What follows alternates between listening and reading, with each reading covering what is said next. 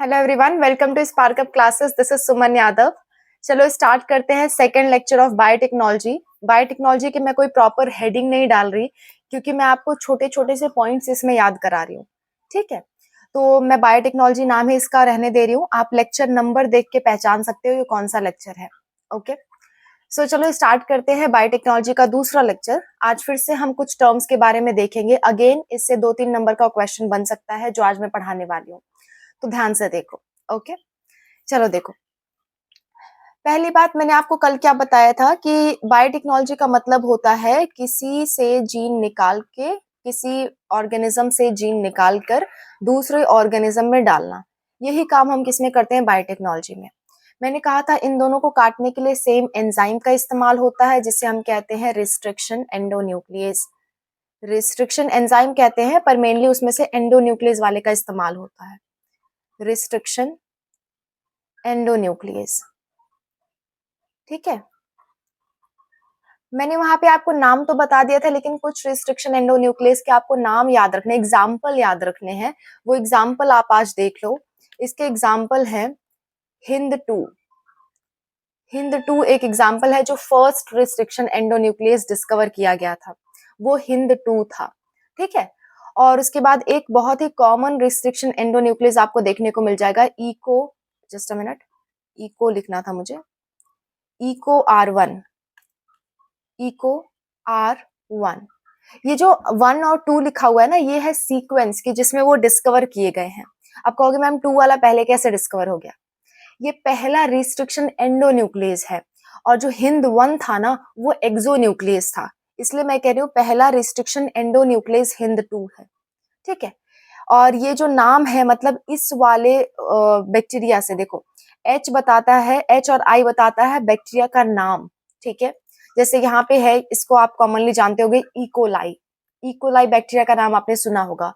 ई और सी ओ वो उसी से आया है कि इकोलाई नाम के बैक्टीरिया से निकाला गया है। ये 1 मतलब होता है कि सबसे पहले इकोलाई बैक्टीरिया से जो रिस्ट्रिक्शन एंजाइम निकाला गया वो यही वाला था। ठीक है, इको R1। इको R5 भी आपको देखने को मिलेगा। ऐसे कई सारे एग्जाम्पल देखने को मिलेंगे। तो जब भी रिस्ट्रिक्शन एंजाइम का आप डेफिनेशन लिखना तो एक आध एग्जाम्पल चिपका दोगे तो आपको नंबर प्रॉपर मिल जाएंगे इसमें। ओके, चलो आगे बढ़ते हैं। एक और बात आपको ध्यान रखनी है, ये जो रिस्ट्रिक्शन एंडोन्यूक्लियस है ना वो स्पेशल टाइप के सीक्वेंस को काटते हैं। मैंने कहा था डीएनए को कहीं बीच से काटते हैं। अगर आपको याद हो तो कल मैंने कहा था डीएनए को बीच से कहीं काटते हैं। अब बीच से ऐसा रैंडमली तो नहीं काट देंगे, किसी एक स्पेसिफिक साइट पे काटेंगे, किसी एक स्पेसिफिक जगह पे काटेंगे। उस जगह को हम कहते हैं palindromic sequence. Palindromic sequence. Palindromic sequence क्या होते हैं, सुनना जरा। पैलिंड्रोमिक सीक्वेंस का मतलब होता है उल्टा सीधा एक समान। हिंदी में शुद्ध भाषा में कहूँ, उल्टा सीधा एक समान, यानी आगे से देखो पीछे से देखो एक जैसा नजर आना चाहिए, तभी वो सीक्वेंस क्या कहेगा? पैलिंड्रोमिक। और उसी जगह पे रिस्ट्रिक्शन एंडोन्यूक्लियस कट लगाएगा। हर रिस्ट्रिक्शन एंडोन्यूक्लियस का अलग अलग पैलिंड्रोमिक सीक्वेंस होता है। ठीक है, तो पैलिंड्रोमिक सीक्वेंस आपसे पूछा जाता है कि ये क्या है, विद एग्जांपल आप बताओ। तो मैं ये टॉपिक आपका तैयार करा दे रही हूँ, छोटा सा क्वेश्चन इससे पूछ लेता है। तो आप कहोगे restriction endonuclease cut the DNA at specific site. Okay, that site is repeated inversely from both strands. मतलब दोनों स्ट्रैंड के रिपीट्स होते हैं और इनवर्स रिपीट्स होते हैं। ठीक है, and that type of sequence is known as palindromic sequence.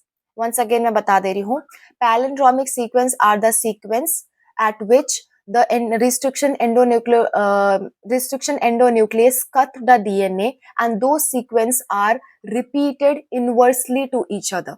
Inversely repeated होते हैं। देखो कैसे, कई लोगों ने मुझे बताया था कि डेफिनेशन मैं लिख के बताऊं, तो बेटा लिखने जितना टाइम हम लोग के पास नहीं है। मैं जो बोल रही हूँ आप उसको नोट डाउन कर सकते हो, और एनसीईआरटी में आपको मैक्सिमम चीजें मिल जाएंगी। ओके, तो मैं कोशिश करती हूँ कि आप, मैं जो बोल रही हूँ आप उसके साथ साथ नोट्स बनाते चलो। जितना नोट्स बनाओगे उतना आपको याद होगा। आपको याद करने की भी प्रॉब्लम होगी ना, तो आप नोट्स बना के याद कर सकते हो। अब ये मत सोचो कि लास्ट टाइम में क्या ही नोट्स बनाना। बेटा ये नोट्स जिंदगी भर काम आने वाले हैं अगर आप बायोलॉजी के फील्ड हो तो। ठीक है, जब तक आप पढ़ाई के फील्ड में हो तब तक ये नोट्स आपको काम आएंगे। तो नोट्स बना लो। एनसीईआरटी ही मेन होती है, किसी भी एग्जाम का बेस होती है एनसीईआरटी। तो नोट बनाना आपका कभी भी व्यर्थ नहीं जाएगा। आप बना लो, और आप जितना नोट्स बनाओगे उतना आपको याद भी होगा, कम से कम याद करने के लिए बना लो, ठीक है। चलो, पैलिंड्रोमिक सीक्वेंस की अगर मैं बात करूं तो उल्टा सीधा एक समान, जैसे देखना GAATTAC, ठीक है। जस्ट अ मिनट, थोड़ा सा गलती हो गया मेरे, GAATTC नॉट AC, ठीक है। और इसका जस्ट उल्टा मैं लिख दूं GAATTC। G हमेशा C से बाइंड करता है, वो भी triple bond, triple hydrogen bond से। A हमेशा T से बाइंड करता है, वो भी डबल बॉन्ड से। ऐसा ही कुछ मैंने यहाँ लिखा है। तो ये सीक्वेंस क्या हो जाएगा, ये सीक्वेंस है आपका पैलिंड्रोमिक सीक्वेंस। मतलब देखो, आप आगे से पढ़ो, आगे से पढ़ो GATTC तब भी सेम है, पीछे से पढ़ो GATTC तब भी सेम है। ऐसे सीक्वेंस को हम कहते हैं पैलिंड्रोमिक सीक्वेंस। और यहाँ पे आके कोई भी रिस्ट्रिक्शन एंडो न्यूक्लियस कट करता है, इसी सीक्वेंस पे आके काटेगा डीएनए को, डीएनए में जहां उसको ऐसा दिख जाएगा वो काटेगा, ठीक है। ये एक एग्जाम्पल है। यहाँ पे कौन काटता है, eco R1, eco eco R1, eco R1 इस सीक्वेंस को पहचानता है। ऐसे ही अलग अलग रिस्ट्रिक्शन एंडोन्यूक्लियस अलग अलग सीक्वेंस को पहचान के काटेंगे, ठीक है। तो पैलिंड्रोमिक सीक्वेंस से एक क्वेश्चन आता था, तो मैंने उसे समझाने की कोशिश की, आई होप आपको समझ में आया होगा। जब भी आप कोई डेफिनेशन लिखो तो विथ एग्जांपल लिखना, इस पर्टिकुलर चैप्टर में स्पेशली, ओके। चलो नेक्स्ट बात कर लेते हैं, मैं इस पूरे को मिटा देती हूँ, रिस्ट्रिक्शन एंडोन्यूक्लियस यहाँ खत्म होता है। अब हम बात करते हैं कुछ अदर टॉपिक की, इसी चैप्टर से रिलेटेड, ठीक है। मुझे इसे मिटा लेने दो, यस, ओके। देखो, मैंने आपको कल बताया था कि हम क्या करते हैं, डीएनए को एक में से निकाल के वेक्टर के थ्रू, कोई एक वेक्टर होता है जिसे हम प्लाज्मिड कहते हैं, और प्लाज्मिड क्या था, आपका सर्कुलर डीएनए था, और एक्स्ट्रा न्यूक्लियर भी हो सकता है, कह सकते हो आप, जो कि बैक्टीरिया में पाया जाता है, ठीक है। प्लाज्मिड, प्लाज्मिड आपका सर्कुलर डीएनए था जो कि एक वेक्टर था, उसी पे ये जीन चिपक करके कहाँ जाता था, आपके होस्ट में जाता था, ठीक है। ऐसा कुछ हमने पढ़ा था। जीन को काटने के लिए रिस्ट्रिक्शन एंडोन्यूक्लियस लगता है, जीन को चिपकाने के लिए रिस्ट्रिक्शन डीएनए लाइगेज लगता है, ठीक है। ऐसा हमने पढ़ा था। सुनना जरा यहाँ पे, जब ये जीन, ठीक है, ये जो डिजायर्ड जीन है, ये जीन जब वेक्टर से चिपक जाता है तो इस वेक्टर को हम कहते हैं रिकॉम्बिनेंट डीएनए, रिकॉम्बिनेंट डीएनए, क्योंकि प्लाज्मिड असल में डीएनए ही तो है, बस सर्कुलर डीएनए है और बैक्टीरिया का डीएनए है। मैंने कल बताया था आपको, प्लाज्मिड एक डीएनए है, सर्कुलर डीएनए, और बैक्टीरिया का डीएनए है। तो इस डीएनए में जब कोई डिजायर्ड जीन चिपक जाए तो उसको हम क्या कहेंगे, recombinant DNA. So when plasmid vector is attached with desired DNA, then it is known as recombinant DNA.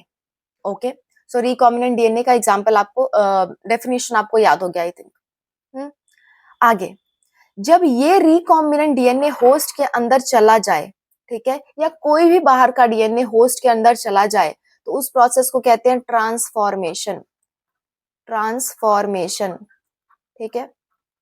Transformation, the process of insertion of any external DNA into host is known as your transformation. कोई भी बाहर का DNA host के अंदर डाल दो तो उस प्रोसेस को हम ट्रांसफॉर्मेशन कहेंगे, ठीक है। अब वो डीएनए रिकॉम्बिनेंट डीएनए भी हो सकता है और आपका कोई भी बाहर का डीएनए हो सकता है। ये प्लाज्मिड भी जा रहा है तो ये भी बाहर का डीएनए, इसका भी जाना क्या कहलाएगा, ट्रांसफॉर्मेशन। तो फिर आप आइडेंटिफाई कैसे करोगे कि कौन से होस्ट के अंदर हमारा डिजायर्ड जीन है? इसके लिए एक मेथड होता है जिसको हम कहते हैं सेलेक्टेबल मार्कर लगाना। इसके बारे में हम डिटेल में आगे पढ़ेंगे, ओके। तो देखो, अगर कोई होस्ट के अंदर रिकॉम्बिनेंट डीएनए है तो हम उसे कहेंगे रिकॉम्बिनेंट प्लस ट्रांसफॉर्म्ड होस्ट। अगर किसी होस्ट के अंदर सिर्फ और सिर्फ कोई बाहर का डीएनए है तो हम उसे कहेंगे transformed host but not recombinant. अगर किसी होस्ट के अंदर ट्रांसफॉर्म भी नहीं है, मतलब कोई डीएनए आया ही नहीं, तो उसे हम कह देंगे नॉन रिकॉम्बिनेंट, नॉन ट्रांसफॉर्म। अगर आपको कुछ नहीं याद हो रहा तो कम से कम दो डेफिनेशन याद कर लो, पहला तो रिकॉम्बिनेंट डीएनए क्या होता है और दूसरा ट्रांसफॉर्मेशन क्या होता है। ये दो चीज एटलीस्ट याद कर लो आज के लेक्चर से आप, ठीक है। रिकॉम्बिनेंट डीएनए मतलब प्लाज्मिड वेक्टर से जब भी आपका कोई फॉरेन डीएनए अटैच हो गया, डिजायर्ड डीएनए, तो आपका रिकॉम्बिनेंट डीएनए कहलाने लगेगा प्लाज्मिड। और ट्रांसफॉर्मेशन का मतलब होता है कि ऐसी प्रोसेस जिसमें होस्ट में बाहर से कोई डीएनए आ जाए, उस प्रोसेस को हम ट्रांसफॉर्मेशन कहेंगे, राइट। ये 2 पॉइंट आज के लेक्चर से आप याद करके जाओगे। अभी तक मैंने आपके 3-4 क्वेश्चन याद करा दिए, मैं रिवाइज करा देती हूँ कौन-कौन से क्वेश्चन। सबसे पहला प्लाज्मिड आपको आना चाहिए, व्हाट इज प्लाज्मिड। दूसरा क्वेश्चन आपको रिस्ट्रिक्शन एंजाइम क्या होता है ये पता होना चाहिए, मॉलिक्यूलर सीजर्स क्या होते हैं ये पता होना चाहिए, डीएनए को जोड़ने के लिए कौन सा एंजाइम आता है आप मुझे कमेंट बॉक्स में लिख के बताओगे। ओके। रिस्ट्रिक्शन एंडोन्यूक्लियस के एग्जांपल्स आपको पता होना चाहिए जो कि मैंने आज बताया। पैलिंड्रोमिक सीक्वेंस क्या होना चाहिए, क्या होता है ये पता होना चाहिए, इससे भी शॉर्ट क्वेश्चन बन सकता है। नेक्स्ट फिफ्थ आपका पॉइंट ये है कि ट्रांसफॉर्मेशन क्या होता है। सिक्स्थ पॉइंट ये है कि रिकॉम्बिनेंट डीएनए क्या होता है। ये 6 आपके शॉर्ट आंसर टाइप क्वेश्चंस में आ सकते हैं या ऑप्शनल क्वेश्चन में आ सकते हैं। तो आप इसको छोटे छोटे से डेफिनेशन है तैयार करते चलना। और मेरा हमेशा सजेशन रहेगा कि इसकी आप पूरी प्लेलिस्ट देखो तो बेस्ट रहेगा आपके लिए। ओके। सो आज के लेक्चर में बस इतना ही। ऐसे छोटे छोटे टॉपिक हम इस वाले पर्टिकुलर चैप्टर में पढ़ेंगे क्योंकि ये चैप्टर थोड़ा सा कंफ्यूजन है। अगर आप बेसिक से इसे नहीं पढ़ते हो तो थोड़ा कंफ्यूजिंग लगता है ये चैप्टर। तो जो जो बोल रही हूँ वो याद करते आप चलना। ओके। मिलते हैं नेक्स्ट क्लास में। एंड नेक्स्ट क्लास में हम डिस्कस करेंगे एक बहुत ही इंपॉर्टेंट टॉपिक, जेल इलेक्ट्रोफोरोसिस। वो आपका पूरा लॉन्ग आंसर में पूछ सकता है। जेल इलेक्ट्रोफोरोसिस हम डिटेल में डिस्कस करेंगे। ओके। मिलते हैं नेक्स्ट वीडियो में।